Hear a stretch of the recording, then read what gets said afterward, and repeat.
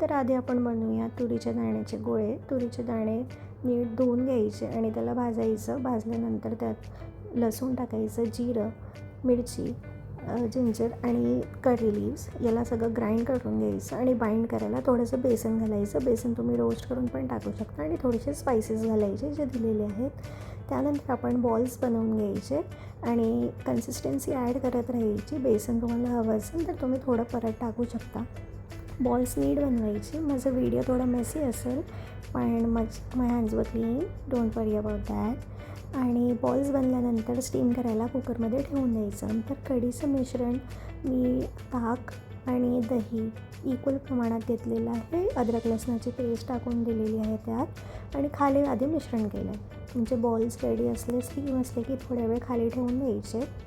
कढीचं मिश्रण आपलं तयार आहे आणि मग तडका आपण कढीला साधाच द्यायचा. ज्वारीच्या भाकरीचं पीठ मळलेलं आहे मी इथे आणि हे सगळी आपली ही तडक्याची सामग्री आहे. इथे आपण हिंग आणि मेथीदाणासुद्धा ॲड करायचा तडका देताना मोहरीचा कढीसाठी. आणि हे मी तेल, लसणाचं तेल काढून ठेवलं आहे, जिरं, मोहरी, लसण आणि हे एक तिखट तडका तेल. तर भाकरी मला काही बनवता येत नाही तरी पण मी ट्राय केलं आहे. 2 छोट्या भाकरी इथे, तर जज नको कराल. तर ही आहे आपली कढी-गोळे भाकरी.